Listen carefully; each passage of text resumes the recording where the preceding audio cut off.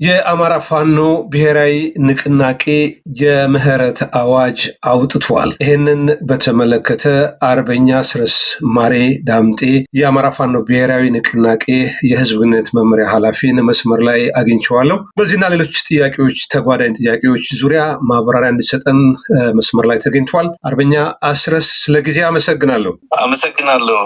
መልካም። እንግዲህ ምናልባት ዛሬ ያወጣችሁት መግለጫ በፊት ጥር 9 ቀን 2018 የአማራ ፋኖ ብሔራዊ ንቅናቄ ምስረታ አስመልክቶ የወጡ መግለጫዎችን እናስታውሳለን። እንደው ከዚያ በኋላ ወደ አራተኛ ሳምንት እየመጣ ነውና ይሄ ውህደት በህዝቡና በሰራዊቱ የፈጠረው ስሜት መነቃቃት መግለጽ ከተቻለ።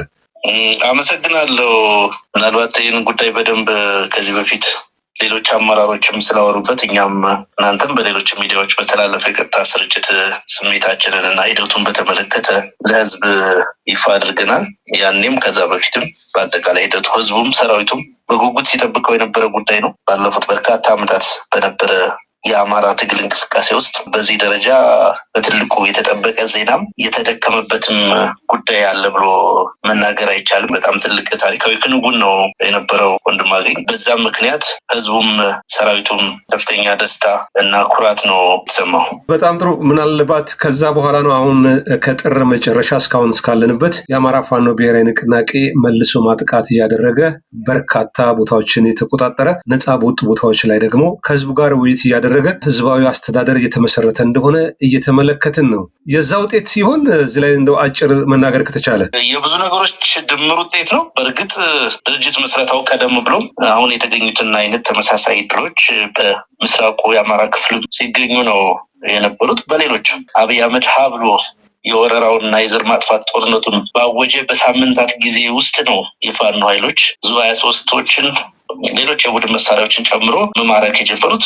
ከዛ ሂደት በኋላ በርካታ ክፍለ ጦሮችን ደምስሰናል፣ ሬጅመንቶችን ደምስሰናል፣ ከስምሪት ውጭ ማድረግ ችለናል። ለ3 ዓመታት ሊሞላ ጥቂት ጊዜ በቀረው የትግል እንቅስቃሴ ውስጥ በርካታ ጀብዶችና ገድሎች ነው ሲፈጸሙ የነበረው። ከሰሞኑ በተለይ ከትላንትና ወዲያ ጎንደር ቀጠና ላይ የተገኘው አስደናቂ ድል ከድርጅታችን ምስረታ በኋላ ትልቁ ድል ነውና ይሄ አዲስ መነቃቃት፣ አዲስ ስሜት፣ አዲስ ጉልበትና ወኔ የፈጠረ መሆኑን የድርጅቱ ምስረታ በግልጽ የሚያመላክት ነገር ነው። ምናልባት አስረስ ተያያዥ የሆነ ነገር ጎጃም ላይም እንደዚሁ የእናንተን የህዝብ ግንኙነቶች ሳናግራቸው ነፃ በወጡ ቀጠናዎች ላይ ጊዜያዊ መንግስት በሚል እንቅስቃሴ ከህዝብ ጋር ተነጋግረው አዲስ የአስተዳደር መዋቅር እየዘረጉ እንደሆነ ገልጸዋል። እና ጊዜያዊ መንግስት የሚለው ምናልባት አነጋገር ምን ለመግለጽ ፈልጋችሁ ነው ይህንን እየተጠቀማችሁ ያላችሁት?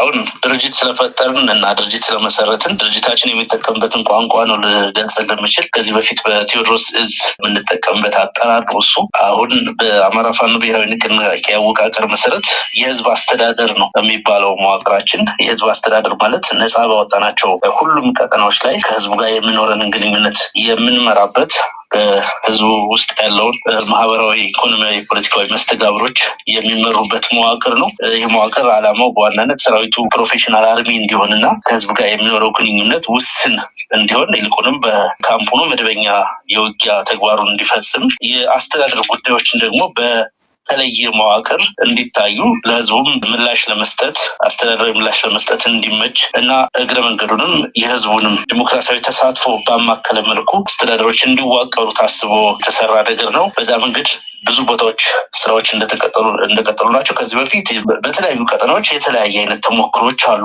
አንዳንዱ ጋር በጊዜያዊ ኮማንድ ፖስት ወይም እንደ ጊዜያዊ ኮሚቴ የህዝብ አስተዳደር ስራዎች ይሰራሉ። አንዳንዱ ጋር አንተ እንዳነሳው ደግሞ በመዋቅር ደረጃ በህግና በመመሪያ ተደግፎ የሚሰራበት ቦታ አለ። አልፎ አልፎም ደግሞ ይሄ ስራ በተጨባጭ የሌለበት አለና እነኚህን ሁሉ ተሞክሮችና ክፍተቶችን በደንብ በማየት አማራ ፋኖ ብሔራዊ ንቅናቄ መዋቅር መሰረት የህዝብ አስተዳደር ስራ አንደኛው የተቋሙ የድርጅቱ ስራ ሆኖ የህዝብ አስተዳደር መምሪያውን የሚመራው የድርጅቱ ከፍተኛ አመራር አካል ሆኖ የተዋቀረ ነው። በዛ መሰረት ስራዎች እየተሰሩ ነው ያሉት። የድርጅቱ የመዋቅር ስራ እስከታች ድረስ ተሰርቶ ስላልተጠናቀቀ ለጊዜው በመሰራት ሂደት ላይ ነው የሚገኘው። ስለዚህ በዛ መንገድ ነው የሚከናወነው ቀሪው ስራ ማለት ነው። በጣም አመሰግናለሁ። እንግዲህ ወደ ዛሬ ወዳጣችሁት መግለጫ እንሄድ። ዛሬ የካቲት 5 2018 ዓ.ም ከአማራ ፋኖ ብሔራዊ ንቅናቄ የተላለፈ የምህረት አዋጅ ብላችሁ ጠቅላላ ጥሪ አቅርባችኋል። በተለይ የመንግስት መዋቅር ውስጥ ለሚገኙ ከብልጽግና ካድሬው፣ ሚሊሻው፣ አድማ ብተናው፣ መከላከያ ውስጥ ላሉት ሌሎችንም አካላት ታሳቢ ያደረገ የምህረት ጥሪ አድርጋችኋል። እስቲ አንድምታውንም ፈትሽ ይህንን ነገር ማብራራት ከተቻለ። የምህረት ጥሪ ወይም የምህረት አዋጅ በሚል የተላለፈው ሰፋ ያለ ይዘት ያለው መግለጫ ነው። ዓላማውንም በሚገባ ለማመላከት ተሞክሯል። መግቢያው ላይ በግልጽ እንደተመላከተው ይህ አገዛዝ አጠቃላይ የአማራን ህዝብ ለማጥቃት እንቅስቃሴ የሚያደርግ አገዛዝ ነው። ማንነትን መሰረት ያደረገ ጥቃት እና የዘር ማጥፋት ወንጀል ነው እየተፈጸመብን ያለ። በሀገር ውስጥ ያለውን ጉልበት በሚከዳው ጊዜ ደግሞ በዚህ የባህረ ሰላጤው ሀገራት በቀጠናው ላይ በአፍሪካ ቀንድ ላይ የሚያደርጉትን ግብግብና ፉክክር እንደ መልካም አጋጣሚ በመጠቀም ለአንደኛው ወገን ወይም ለአንደኛው ቡድን በመላላክ ያገኘውን የውጊያ አቅም በተለይ የተተኳሽ የቴክኒካል ወታደራዊ ድጋፍና የገንዘብ ድጋፍን መሰረት በማድረግ ዋነኛ ዓላማውን ህዝብን የማጥፋት ዓላማውን እየተጠቀመ ነው ያለው አገዛዙ። ይህንን ነገር ሲያደርግ ደግሞ በርካታ ማደናገሪያዎችን ሲጠቀም ቆይቷል። በተለይ አንዳንድ ጊዜ ብሔራዊ አጀንዳዎችን ጭምር በማንሳት ልክ አብይ አህመድና አገዛዙ ለኢትዮጵያ ብሔራዊ ጥቅም የሚዋጉ በማስመሰል ፋኖን ደግሞ በተቃራኒው ከኢትዮጵያ ብሔራዊ ጥቅሞች በተቃራኒ የቆመ አስመስሎ የመሳል ትርክት የመገንባት ሌሎች ስራዎችን ሲሰራ የቆየ መሆኑ ይታወቃል። እውነታው ግን ከዚህ በተቃራኒ መሆኑን ህዝብ በደንብ ይረዳዋል። በተለይ ማህበረሰቡ ኢኮኖሚያዊና ማህበራዊ እንቅስቃሴው እንዲታወቅ ትላልቅ አውራ ጎዳናዎችን በመዝጋት ለአብነት ድፍን 1 ዓመት የሞላው ከጎጃም ወደ ወሎ የሚሄደው በመርጦ ለማርያም መካነ ሰላም የሚያልፈው ትልቅ አውራ ጎዳና በአገዛዙ ምክንያት እንደተዘጋ ነው ያለው። ሌሎች በርካታ መንገዶችን በመዝጋት የውስጥ ለውስጥ መንገዶችን በመዝጋት የስልክ፣ የኢንተርኔት፣ የመብራት አገልግሎትን በማቋረጥ ንጹሐንን በመጨፍጨፍ ሽብር በመፍጠር ያለ ልዩነት ሁሉንም የአማራ ህዝብ ታርጌት ያደረገ ኢላማ ያደረገ ወታደራዊ እንቅስቃሴ እየተደረገ መሆኑ ይታወቃል። ሆኖም በዚህ እንቅስቃሴ ውስጥ ደግሞ የቀረውን የባህዴን ርዝራዥ በመጠቀም እና አዳዲስ አገልጋዮችን በመመልመል በተለይም ወጣቶች ያለባቸውን ድህነትና የኢኮኖሚ ጥያቄ እንደ መልካም አጋጣሚ በመጠቀም አንዳንድ ቦታ ከጸበልም ከማረሚያ ቤትም ከሌሎችም አካባቢዎች በጅምላ እንደ ብሔራዊ ውትድርና በማፈስ ጭምር ሲማግድ መቆየቱ ይታወቃል። ስለዚህ በዚህ መንገድ የተሰለፉ ጠላት የሰራዊት መዋቅር ውስጥና የፖለቲካ መዋቅር ውስጥ ያሉ አማራዎች ይህንን አጀንዳ ይህንን ህዝባዊ አጀንዳ ተረድተው ከኛ ጎን እንዲሰለፉ ለረጅም ጊዜ ጥሪ ስናደርግ የቆየን መሆኑ ይታወቃል። በዛ ጥሪ መሰረትም በርካቶች ሲቀላቀሉን ቆይተዋል። በየዕለቱ በርካታ ቁጥር ያለው ሰራዊት በቡድንም በግለሰብ ደረጃም መሳሪያ እያያዘም ያለ መሳሪያም የቡድን መሳሪያ እያያዘም ተተኳሽ እያያዘም ጭምር ተቀላቅሏል። አንዳንዱ ወደ ቤተሰቡ ይሄዳል፣ ሌላው አብሮ እየታገለ ይገኛል። ስለዚህ በተደራጀ መንገድ እንዲህ አይነት ነገሮችን ጥሪዎችን ማቅረብ አስፈላጊ በመሆኑ ምክንያት ነው ይህንን አዋጅ የታወጀው። በተለይ ከሰሞኑ ከ20 በላይ ወረዳዎች የወረዳ ዋና ከተሞች እየተለቀቁ ስለሆነ እና በዚህ እንቅስቃሴ ውስጥ ደግሞ ቁጥሩ ከፍተኛ የሆነ ሚሊሻና አድማ ብተና ኃይል እየተቀላቀለ በመሆኑ ለዚህም ዋስትና መስጠትም ስለሚያስፈልግ አንዳንዶቹ ስጋትም ስላለባቸው የአካል ዋስትና ደህንነት ዋስትና መስጠት ስለሚያስፈልግና ይህንንም ድርጅቱ ከፍተኛ አመራሩ አምኖበት በስነስርዓት በቂ ውይይት ተደርጎበት ነው በዛ ዝርዝር ደረጃ የወጣው። የአዋጁ ላይ እንደታየው አተገባበሩን በተመለከተ የሚከታተለውን ግብረ ኃይል በተመለከተ አጠቃላይ ሂደቱ ምን መሆን እንዳለበት የህዝቡ የሀገር ሽማግሌዎችና የሌሎች ተሳትፎ ምን መምሰል እንዳለበት በግልጽ ተመላክቷል። ይሄኛው መመሪያ ወይም ጥሪ ለታችኛው የሰራዊቱ መዋቅርም ጭምር እንዲደርስ ተደርጎ ክትትል እየተደረገ ነው ያለው። አንድ ቦታ ያለው የጠላት ሰራዊት በተመታ ጊዜ ሌላ ቦታ ያለው መነቃነቅና የወገን ኃይል የመቀላቀል ምልክት እያሳየ ስለሆነ ያንን በስርዓት ባለው መንገድ ለመምራት ታሳቢ ተደርጎ ነው አጠቃላይ እንድምታው።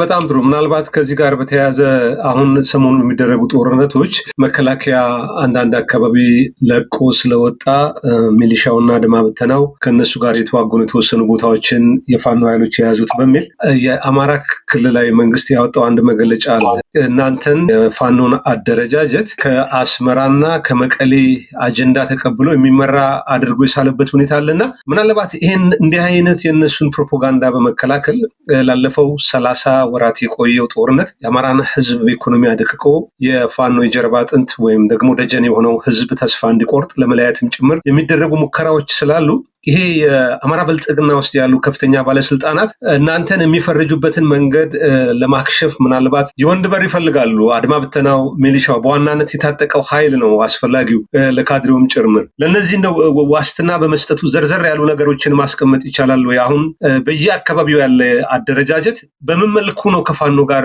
ሊዋሃድ ወይም ደግሞ ከነመሳሪያው እጁን ሰጥቶ የፋኖ አካል ሊሆን የሚችለው? በመጀመሪያ ይሄ መከላከያ ለሌላ ሀገራዊ ግዳጅ ስለለቀቀ ነው ቦታዎች የተያዙ የሚለው የሚያስቅ ነገር ነው። በነገራችን ላይ ወንድማጌ ከዚህ በፊት ደጋግሜ በይፋ ተናግሬው አውቃለሁ። አማራ ክልል የሚባለው ቀጠና ውስጥ የክልሉ ብልጽግና ወይም የክልሉ መንግስት ያፈረስ ነው በ2015 ሐምሌ ውስጥ ነው። ኦልሬዲ ፈራርሷል፣ መዋቅሩ ፈራርሷል። ከዛን ጊዜ ጀምሮ ውጊያ እያደረግን ያለ ነው በሀገር መከላከያ ሰራዊት ስም ብልጽግና ካሰማራው አረመኔ ሰራዊት ጋር ነው። ክልሉንም እያስተዳደሩት ያሉት የአብይ አህመድ ጀነራሎች ናቸው። ሌላው መዋቅር የይስሙላ ነው ብለን ተናግረን ነበረ። ያንን በተጨባጭ የሚያረጋግጥ ነው። እንግዲህ የእነሱም ንግግር መከላከያ ስለለቀቀ ነው እነሱ የያዙት ካለ እንግዲህ የለም ሌላ ኃይል የለም ሌላ መዋቅር የለም ማለት ነው። ይህ በተግባርም የተረጋገጠ ነው በአንድ በኩል። በሌላ በኩል መታየት ያለበት መከላከያ ከአንድ ቦታ ወደ ሌላ ቦታ ስምሪት የሚያደርገው ወዶን ወይም እኛ ቦታው እንድንረከብ ፈልጎ አይደለም። በሚያርፍበት ምት የሚገጥመውን የኃይል መዛባት ለማስተካከል የሚያደርገው እንቅስቃሴ ሊኖር ይችላል። መሬት ላይ ባለው ተጨባጭ ሁኔታ ደግሞ በብዙ ቦታዎች ላይ ዩኒቶቹ ይነሱ፣ አንዳንድ ቦታ ሊያንሱ፣ አንዳንድ ቦታ ሊበዙ ይችላሉ እንጂ በሁሉም ቦታዎች ላይ መከላከያ ጋር ጭምር ውጊያ ተደርጎ ነው አብዛኞቹ ቦታዎች የተያዙትና በዛ ልክ ነው ሁኔታው ያለው። የሚመጡ የአድማ ብተና የሚሊሻና የመከላከያ አባላትን በተመለከተ አንዳችም አይነት ጉዳት ሳይደርስባቸው ድርጅቱ ሙሉ ዋስትና ወስዶ መታገል የሚፈልጉት ወደ ትግል፣ መሸኘት የሚፈልጉትን ደግሞ ለመሸኘት በቂ ዝግጅት የተደረገ በቂ ኦሪንቴሽን የተሰጠ መሆኑን ማረጋገጥ እፈልጋለሁ። በእያንዳንዱ ወረዳ ሰሞኑን በተደረገ እንቅስቃሴ ማዕከላዊ ጎንደር እና በደቡብ ጎንደር ቀጠና ውስጥ በመቶዎች የሚቆጠሩ የሚሊሻና የአድማ ብተና አባላት ያለምንም አካላዊና ስነልቦናዊ ጉዳት ወገናቸውን መቀላቀል ችለዋል። ስለዚህ ይሄ አንዱ ተልኳችን ነው። ይሄንን ውጊያ ለማሸነፍ የአማራ ህዝብ እርስ በርሱ፣ የአማራ ወጣት እርስ በርሱ እንዲዋጋ፣ አንዱ በአንደኛው ወገን ሌላኛው በሌላኛው ወገን ሆኖ እንዲጫረስ የአብይ አህመድ የረጅም ጊዜ ህልሙ ነው፣ ዘወትርም የሚሰራበት ነው። ስለዚህ ይሄንን ማክሸፍ ከኛ ይጠበቃል፣ እነሱም ይጠበቃል። ከዚህ በፊት እንደምናደርገው ሁሉ ያለምንም ችግር ተቀብለን ለማስተናገድ እና ለህዝባዊ ዓላማ እንዲውሉ ለማድረግ ሙሉ ዝግጅት ያለ መሆኑን እና በየዕለቱ የገጠሙ በዚህ በኩል የገጠሙን ችግሮችንና እየተከናወኑ ያሉ ተግባራትን እየታዩ የተፈተሹ እየተገመገሙ እንቅስቃሴ እየተደረገ መሆኑን በዚህ አጋጣሚ ማረጋገጥ እፈልጋለሁ። በዚህ አዋጅም ሆነ በአጠቃላይ በአሰራር ላይ ሊስተካከሉ የሚገባቸው ነገሮች ካሉም እነሱንም ለማስተካከል በሙሉ ቁመና ዝግጅት ያለን መሆኑ ታወቅ አለበት። አጠቃላይ አቅሙ የፈቀደለትን ሁሉ ይጠቀማል አገዛዙ አማራ ህዝብን ለማጥፋት ህልውናውን አደጋ ላይ ለመጣል። ስለዚህ ተባብረን እንደ አንድ እናት ልጆች አንድ ላይ ተንቀሳቅሰን የአማራ ህዝብ ማህበራዊ ረፍት የሚያገኝበትን ነባራዊ ሁኔታ መፍጠር ስላለብን አሁንም በድጋሚ ጥሪ ማስተላለፍ ፈልጋለሁ። በነገራችን ላይ ይሄ ጥሪ የታጠቀውን ኃይል ብቻ ሳይሆን በካድሪነት በፖለቲካ አመራርነት በተለያየ ደረጃ የሚያገለግለውን የብልጽግና መዋቅር ውስጥ ያለውን ኃይል ጭምር ነው ይህን ጥሪ የምናቀርብለት። ማንኛውም የትግል የህዝብ ትግል ነው። ስለዚህ ማንኛውም ወዶና ፈቅዶ ትግል ውስጥ በአመራርነትም በአባልነትም መሳተፍ የሚፈልግ አካል ሁሉ የሚሳተፍበት አውድ አለ። በሩ ክፍት ነው። ስለዚህ ድርጅት የተፈጠረው የተወለደው እንዲህ አይነት ትላልቅ ነገሮችንም ጭምር ለመከወን ስለሆነ ብዙ አቅሞች እንፈልጋለን፣ ብዙ ቴክኒካል እውቀቶች እንፈልጋለን። ስለዚህ ለህዝባቸው ነፃነት ታሪካዊ ግዴታቸውን መወጣት የሚፈልጉ ሁሉ እንዲመጡ ደጋግመን ጥሪ ማቅረባችን እንቀጥላለን። በጣም ጥሩ። ምናልባት ተያያዥነቱን በተወሰነ መልኩ ትሄድበታለህ። አሁን ዛሬ የኦሮሚያ ፖሊስ ኮሚሽን ያወጣውን መግለጫ አክቲቪስት ጀዋር መሐመድ በራሱ ድረገጽ ለጥፎት ነበረ። የቀድሞው የኦሮሚያ ልዩ ኃይል በጡረታም በሌላም መንገድ የወጡ የጸጥታ ኃይል በሙሉ በአስቸኳይ እንዲቀላቀሉ ጥሪ ቀርበዋል። ይህ ጥሪ ያው ይታወቃል። ምናልባት የኦህዴድ ብልጽግና ጦርነቱን ብሔራዊ አጀንዳ በማድረግ በኤርትራ ወይም ህወሓትን ለማጥቃት የሚል አዲስ ዘመቻ ንቅናቄዎች አሉ። ሰራዊቱም በብዛት ከደቡብ ከምስራቅ እየወጣ ወደዛው በዋናነት አማራ ክልል ነው። ከዛ ቀጥሎ ወደ ሰሜኑ የማቀናት ነገር አለ። ምናልባት ከቀጠናውም ፖለቲካ አንጻር መፈተሽ ያለበት ይመስለኛል። እንደው ይህንን በተመለከተ ከኤርትራ መንግስት ጋር የሚል ቅስቀሳ ለህዝቡ ለመቀስቀስ ኢትዮጵያን ብሔራዊ ጥቅም አሳልፈው የሚሰጡ የሚል አጀንዳዎች ስለሚነሱ ህወሓትንም ኤርትራንም ያካተተ ንቅናቄ ጸረ ኢትዮጵያ መንግስት አቋም እንደያዙ እየተገለጸ ነውና ዛሬም የኦሮሚያ ፖሊስ ኮሚሽን ያወጣው በኦሮሚያ ክልል ለሚገኙ የፖሊስ ታጣቂዎች የልዩ ኃይል ሌሎችም ጭምር ፎርሱን እንዲቀላቀሉ ጥሪ አቅርበዋልና እንዲህ አይነት የተቀላቀሉ የተወናበዱ ፕሮፓጋንዳዎች በመንግስት በኩል ስላለ ይህንን በመመከት ምናልባት ለአማራ ህዝብ ብቻም ሳይሆን ለሌላውም አካል ጥሪ ማቅረብ የለባችሁም ወይ? ለሌላ ጦርነት የመዘጋጀት አዝማሚያ እያየን ነው። ተገቢ ጥያቄ ነው ያነሳው ወንድማገኝ። እጅግ በጣም በታሪክ ፊት በሚያሳፍርና በሚያሳዝን ሁኔታ ኢትዮጵያውያን አብይ አህመድ ለተባለ አንድ የለየለት እብድ ግለሰብ ቅዠት እና ምኞት በዚህ ደረጃ ዋጋ ሲከፍሉ ማየት በእጅጉ አሳዛኝም አሳፋሪም ነገር ነው። ይህ ጦርነት ከጀመረ ጊዜ ጀምሮ አብይ በርካታ የመደበቂያ አጀንዳዎችን ሲያነሳ ቆይቷል። ከዚህ በፊት እንደምናስታውሰው አንዴ ከሶማሊያላንድ ጋር በተገናኘ፣ ሌላ ጊዜ ከቀይ ባህር ጋር በተገናኘ፣ ሌላ ጊዜ እንዲሁ ብሔራዊ አጀንዳ ያለው በመምሰል በርካታ አጀንዳዎችን በማምጣት የፋኖን ትግል ማህበራዊ መሰረት ለማቃወስና ለመናድ በዚህ ብሔራዊ አጀንዳ ላይ የተነሳን ለማስመሰል ብዙ ጥረቶችን ሲያደርግ ቆይቷል። ሁሉም ጥረቶቹ ከሽፈዋል። በተቃራኒው አብይ አህመድ የኢትዮጵያ ብሔራዊ ጥቅሞች ጸር ሆኖ ቆይቷል። እስካሁን ባደረጋቸው ግንኙነቶች፣ ባደረጋቸው ውሎች የኢትዮጵያን ቴሪቶሪያል ኢንቴግሪቲ ወይም ሉዓላዊነት አሳልፎ በመስጠትና በሌሎች በርካታ እንቅስቃሴዎቹ ኢትዮጵያ የነበራትን በዲፕሎማሲ ረገድ የነበራትን ተሰሚነት፣ የነበራትን አጠቃላይ ፖለቲካዊና ዲፕሎማሲ ሀብት በማቆስመን በከፍተኛ ደረጃ ዲፕሎማሲዋና ተሰሚነቷ እንዲያሽቆለቁል ያደረገ ግለሰብ ነው። ይህም አልበቃ ብሎት ዩናይትድ አረብ ኤምሬትስ፣ የቱርክ፣ የአዘርባይጃን፣ የሌሎች አዳዲስ የጦር መሳሪያ አምራች ሀገሮች የሚያመርቷቸውን የድሮን ምርቶች በህዝባችን ላይ በተለይም በአማራ ህዝብ ላይ በተደጋጋሚ የሞከረ ጸረ ህዝብ አገዛዝ ነው። ጸረ ህዝብ የሆነ መሪ ነው። የትኛውንም ህዝብ አይምርም፣ የትኛውንም ኢትዮጵያዊ አይምርም። ተራ በተራ አንደኛውን ህዝብ በሌላኛው ህዝብ ላይ በማስነሳት ታጣቂ ኃይሎችንም ጭምር በማደራጀት የራሱን ህዝብ በዙር እየወጋ ያለ ህዝብ ነው። ላለፉት 7 ዓመታት ለአንድም ቀን ያላረፈ ህዝብ ነው ያለው። ስለዚህ ያንን አዙሪት መቀጠል ነው የሚፈልገው። አብይ አህመድ የሚያሳካው አንዳችም አይነት ብሔራዊ አጀንዳ የለም። ይሄ የሰሞኑ የምናየው ግርግርም ቲፒኤልኤፍም ጋር ሆነ ከኤርትራ ጋር ጦርነት ብሎ የሚያስነሳው ግርግርም አገዛዙ ከቀውስና ከጦርነቱ ውጭ ለአንድም ቀን ስልጣን ላይ መቆየት የማይችል አንዳችም ፖለቲካዊና ሰላማዊ ምላሽ ለህዝብ መስጠት የማይችል መሆኑ የሚያረጋግጥ ስለሆነ የኦሮሞ ወጣቶችን ጨምሮ የትኛውም ኢትዮጵያዊ ለዚህ አገዛዝ ጠመንጃ በማንሳት ህይወት መገበር የለበትም ብዬ አስባለሁ። በሌላው ህዝብ መብትና ፍላጎትና ነጻነት ህልውና ላይ በመነሳትም ታሪካዊ ስህተት መስራት የለበትም ብዬ አምናለሁ። በእርግጥ የአብይ አህመድ ማህበራዊ መሰረት ሙሉ በሙሉ የሚባል ደረጃ እየተሸረሸረ ስለሆነ ጥቂት የኦህዴድ ካድሬዎችን በመጠቀም ኦሮሚያ አካባቢ በሚያደርገው እንቅስቃሴ እሱን ዋስትና በማድረግ በየ3 ወሩ በየ2 ወሩ በመቶ ሺዎች የሚቆጠር ወጣት በመመልመል የሰው ልጆችን እየማገደ ስልጣን ላይ ለመቆየት እቅድ እንዳለው ይታወቃል። በዚህም ምክንያት በተለይ ኦሮሚያ ውስጥ በብዙ ወረዳዎች ላይ የሆነ ቁጥር ያክል በመቶዎች የሚቆጠር ኮታ ተጥሎ በዛ መሰረት እንቅስቃሴ እንዲደረግና የኃይል ክፍተቱን በዛ ለመሙላት ጥረት ሲያደርግ ቆይቷል። እስካሁን ላለፉት 3 ዓመታት ይህን በተደጋጋሚ አድርጎት አንዳችም ሲግኒፊካንትና ተጨባጭ የሆነ ለውጥ ማምጣት ያልቻለ አገዛዝ ነው። ይልቁንም የኢትዮጵያውያንን ማህበራዊ ትስስር በመበጣጠስ አንደኛውን ወገን በሌላኛው ወገን ላይ በማስነሳት አንደኛውን ብሔር በሌላኛው ብሔር ላይ በማስነሳት ሀገራችንን አደጋ ውስጥ እየጣለ ያለ አገዛዝ በመሆኑ በየትኛውም አካባቢ ያለ ወጣት ኦሮሚያ ወጣትን ጨምሮ ለዚህ አገዛዝ ለመዋጋት ፈቃደኛ ከመሆን ይልቅ አገዛዙን ለማስወገድ አገዛዙን ደግሞ በጋራ አስወግደን በጋራ በሰላም የምንኖርባት ሀገር ለመገንባት እንድንሰራ ጥሪ ማድረግ እፈልጋለሁ። በዚህ አጋጣሚ በጣም ጥሩ የመጨረሻ ጥያቄ ላድርገው። እንግዲህ ያው አንተ ህዝብ ግንኙነት እንደመሆነ መጠን የአማራ ፋኖ ብሔራዊ ንቅናቄ ያው በይፋ ከተመሰረተ ገና 26 ቀኑ ነው። ግን በዚህ 26 ቀን ውስጥ ብዙ ታምር የሚመስሉ ነገሮች እየሰማን ስለሆነ ምናልባት ፖለቲካዊ፣ ወታደራዊ፣ ዲፕሎማሲያዊ ውጤት የሚባሉትን ባጭሩ መግለጽ ከተቻለ። ብዙ ነገር ለመናገር ገና ነው። ገና ድርጅቱ እንዳነሳው ከተመሰረተ 1 ወር ያልደፈነ ድርጅት ነው። በዚህ ሂደት ውስጥ በርካታ ስትራቴጂክ እቅዶች ውስጥ የሚካተቱ ተግባራት በዝርዝር እየተለዩ እየተቀመጡ ነው። ነገር ግን ጦርነት ስለሆነ እጅን አጣጥፈህ ወረቀት ላይ የጻፍክ የምትጠብቀው ነገር አይደለም። በመሀል የሚሰሩ ስራዎች አሉ። እስካሁን ባለው ሂደት የሰከነ የዲፕሎማሲ ስራ ለመስራት ጅምሮች ተጀምረዋል። በርካታ ኔትወርኮች እየተዘረጉ ነው። እንደምታውቀው የአማራ ትግል በከፍተኛ ደረጃ በዲፕሎማሲ ረገድና በዓለም አቀፍ ተሰሚነቱ ረገድ በጣም ከፍተኛ ክፍተት ያለበት ነው። ያንን ክፍተት እንሞላ ዘንድ አንድ ድርጅት ያስፈልገን ነበር። አንደኛው ቁልፉ በር የድርጅቱ መመስረት ነበረ። በዛ መሰረት ስራዎች እየሰሩ ወታደራዊ ድሎቻችን በተቀናጀ መንገድ እስካሁን በየቀጠናው የሚደረጉ ተጋድሎች ስለሆኑ አሁን ግን የአገዛዙን